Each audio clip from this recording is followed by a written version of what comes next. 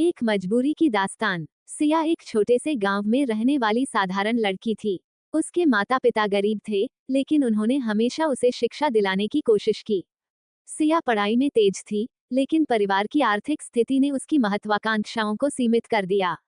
गांव में उसकी शादी एक तलाकशुदा आदमी, राजेश, से तय होती है। सिया के लिए यह विवाह एक नया अवसर था, लेकिन उसकी जिंदगी में जो बदलाव आते हैं, वे उसे अंधेरे में ले जाते हैं। सिया की शादी के दिन सब कुछ नया था। जब वह ससुराल पहुंची, तो उसे एक बड़े घर का सामना करना पड़ा। राजेश के परिवार में उसकी माँ, भाई और बहनें थे। सिया ने अपनी नई जिंदगी की शुरुआत की, लेकिन उसे जल्दी ही एहसास हुआ कि राजेश की माँ, मीरा, उसे पसंद नहीं करती। मीरा का गुस्सा अक्सर सिया पर निकलता था। हर छोटी गलती पर उसे ताने सुनने पड़ते थे। शादी के बाद कुछ हफ्तों में ही सिया को राजेश की असली प्रकृति का पता चला। कभी कभी राजेश उसे प्यार से बात करता, लेकिन ज्यादातर समय वह उसकी बातों का मजाक उड़ाता। सिया हर दिन खुद को निचोड़ती हुई महसूस करती। उसे राजेश की बहन, सविता, से भी ताने सुनने पड़ते थे। सविता हमेशा उसे यह याद दिलाती कि वो उसके भाई की दूसरी बीवी है, और उसे अपनी जगह नहीं भूलनी चाहिए। सिया को अपमानित करती है रहती है। सिया के माता पिता उसकी खुशियों के लिए चिंतित थे। उन्होंने सिया को कई बार समझाने की कोशिश की, लेकिन आर्थिक तंगी के कारण वे कुछ नहीं कर सकते थे। सिया जब भी अपने माता पिता से बात करती, उन्हें अपनी स्थिति का बताना मुश्किल लगता। उसकी माँ हमेशा कहती, बेटी, धैर्य रखो, सब ठीक होगा। समय बीतता गया, और सिया की स्थिति और खराब होने लगी। राजेश का गुस्सा और बढ़ता गया। एक दिन, जब सिया ने खाने में थोड़ा नमक ज्यादा डाल दिया, तो राजेश ने उसे बुरी तरह डांटा। उसके भाई बहन भी हंसते रहे, और सिया को अकेले में रोने के लिए छोड़ दिया। सिया का आत्मविश्वास दिन ब दिन गिरते जा रहा था। उसके आत्मसम्मान को हर दिन ठेस पहुंचाया जाता था। उसने खुद को ये सोचकर समझाया कि यह सब उसकी किस्मत है। लेकिन जब भी वह अपने माता पिता की याद करती, उसे अपने गांव की वो सादी जिंदगी याद आती, जो उसने छोड़ी थी। उसके अंदर एक अजीब सा दर्द उभरता था।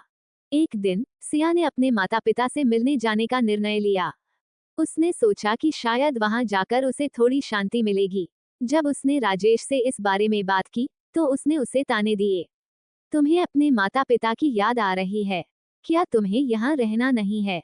ये सुनकर सिया के दिल में और भी दर्द हुआ। सिया ने अपने माता पिता के पास जाने की योजना बनाई। वह चुपचाप घर से निकल गई, और गांव पहुंची। जब उसने अपने माता पिता को देखा, तो उसकी आंखों में आंसू थे। माँ ने उसे गले लगा लिया और कहा, बेटी, तुम यहाँ सुरक्षित हो। ये सुनकर सिया को थोड़ी राहत मिली। सिया ने गांव में रहकर सोचने का समय लिया। उसने तय किया कि वह अपने लिए एक नया जीवन शुरू करेगी। उसने सिलाई का काम शुरू किया और धीरे धीरे अपने पैरों पर खड़ी होने लगी। उसे एहसास हुआ कि मेहनत करके वह खुद को आत्मनिर्भर बना सकती है। सिया ने न केवल अपने लिए एक व्यवसाय खड़ा किया, बल्कि गांव की अन्य महिलाओं को भी प्रोत्साहित किया। वह उन्हें सिखाने लगी और सभी को आत्मनिर्भर बनाने का प्रयास करने लगी। सिया का यह नया जीवन उसे खुशी देने लगा। सिया के मन में राजेश की यादें भी थीं। कभी कभी वह सोचती थी कि क्या वह वापस लौटेगी, लेकिन उसने अपने जीवन की नई दिशा को समझा और उस पर ध्यान केंद्रित किया। उसने खुद से वादा किया कि वो कभी भी अपने आत्मसम्मान को नहीं खोएगी। कुछ समय बाद, राजेश ने उसे वापस बुलाने की कोशिश की।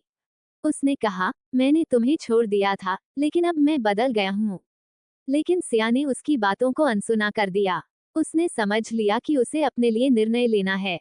सिया ने गांव की महिलाओं के लिए एक प्रशिक्षण केंद्र खोला, जहां वह उन्हें सिलाई और हस्तकला सिखाती। उसके काम ने गांव में एक नई जागरूकता फैलाई। लोग अब उसे प्रेरणा मानने लगे थे। सिया अब एक सफल महिला बन गई थी। उसने अपने संघर्षों से सीखा था और अब वह आत्मनिर्भर थी। उसने अपने परिवार को भी अपने काम में शामिल किया और सबके साथ मिलकर एक नई शुरुआत की। सिया की कहानी एक संघर्ष, साहस और आत्मनिर्भरता की दास्तान है। उसने सीखा कि जीवन में कठिनाइयां आएंगी, लेकिन खुद पर विश्वास और मेहनत से हर मुश्किल का सामना किया जा सकता है। सिया ने न केवल अपने लिए, बल्कि अपनी जैसी अन्य महिलाओं के लिए भी एक नई राह बनाई।